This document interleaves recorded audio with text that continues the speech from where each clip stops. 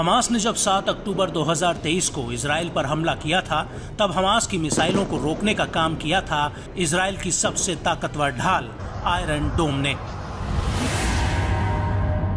Hamas के ज्यादातर missile और रॉकेट्स को आयरन डोम ने इंटरसेप्ट कर लिया था।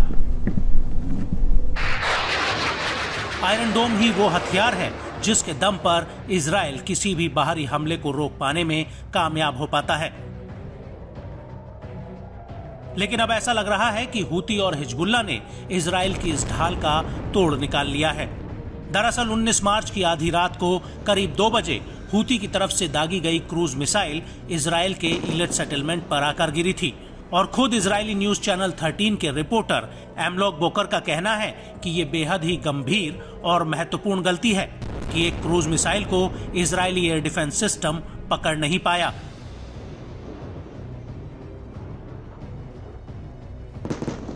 उसके बाद हिजबुल्लाह के एक रॉकेट अटैक में भी आयरन डोम इन रॉकेट्स को इंटरसेप्ट नहीं कर पाया था,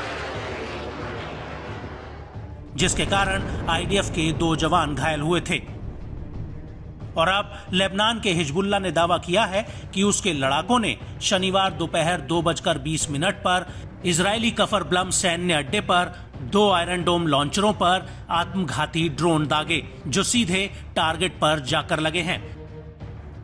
वहीं इजरायली मीडिया ने भी इस बात की पुष्टि की है कि कफर ब्लम पर ऑपरेशन से पहले सायरन सक्रिय नहीं थे, जिसके कारण क्षेत्र में आग लग गई, क्योंकि हिजबुल्लाह द्वारा किए गए हमलों को रोकने का कोई तरीका ही नहीं था। लेकिन अब आपको बताते हैं कि आखिर इजराइल का आयरन डोम एयर डिफेंस सिस्टम है क्या, जो उसका रक्षा कवच कहलाता है। तो आपको बता दें कि आयरन डोम दुनिया का वो एयर डिफेंस सिस्टम है जिसके वार से कोई भी मिसाइल बच नहीं सकती है, या यूं कहें कि इजराइल के हथियारों के जखीरे में आयरन डोम सबसे ज्यादा ताकतवर हथियार है। आयरन डोम दुनिया के सबसे शक्तिशाली एयर डिफेंस सिस्टम की लिस्ट में आता है। ये जमीन से हवा में कम दूरी की मारक क्षमता वाला एयर डिफेंस सिस्टम है। आयरन डोम रॉकेट, मोर्टार, गोला बारूद, ड्रोन को कम दूरी पर मारने में सक्षम है। इसकी रेंज करीब 70 किलोमीटर तक है। इसमें 3 चीजें बेहद ही अहम हैं। पहली डिटेक्शन, ट्रैकिंग रडार और बैटल मैनेजमेंट और हथियार नियंत्रण। इसका मिसाइल लॉन्चर 20 तामीर मिसाइलों से लैस होता है। जब कोई भी रॉकेट इजराइल की तरफ दागा जाता है तो आयरन डोम डिटेक्शन और ट्रैकिंग रडार से आने वाले ऑब्जेक्ट के रास्ते का पता लगाता है और इसकी हथियार नियंत्रण प्रणाली को जानकारी भेजता है, जो रॉकेट के आने वाले रास्ते, स्पीड और संभावित टारगेट का पता लगाने के लिए तेज और जटिल गणना करता है। और यदि आने वाला रॉकेट किसी आबादी वाले इलाके या रणनीतिक प्रतिष्ठान की ओर आता है तो आयरन डोम के लॉन्चर से तामीर मिसाइल फायर हो जाती है और ये मिसाइलें हवा में ही रॉकेट को खत्म कर देती हैं।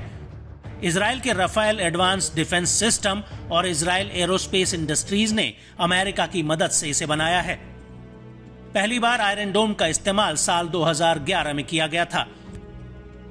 आयरन डोम को गाजा और लेबनान से दागे जाने वाले रॉकेट और तोप के गोलों को रोकने के लिए बनाया गया है। आयरन डोम हमला करने वाले रॉकेट को हवा में ही खत्म करने के मामले में 90% कारगर साबित हुआ है। आयरन डोम के इंटरसेप्टर को मोबाइल टावर या स्टैटिक लॉन्च साइट से दागा जाता है। ये इंटरसेप्टर हवा में ही आने वाले रॉकेट्स को खत्म कर देते हैं, जिससे धमाके की आवाज के साथ चेतावनी वाला सायरन भी बजता है। लेकिन अब हिजबुल्लाह और हूती के द्वारा दागी गई मिसाइलें और ड्रोन अगर इजरायली जमीन पर गिर रहे हैं तो क्या ये कहना सही होगा कि मिडिल ईस्ट में जिस कवच के कारण इजराइल अपने आप को सुरक्षित महसूस करता था, अब उसका ये कवच हिजबुल्लाह और हूती ने भेद दिया है।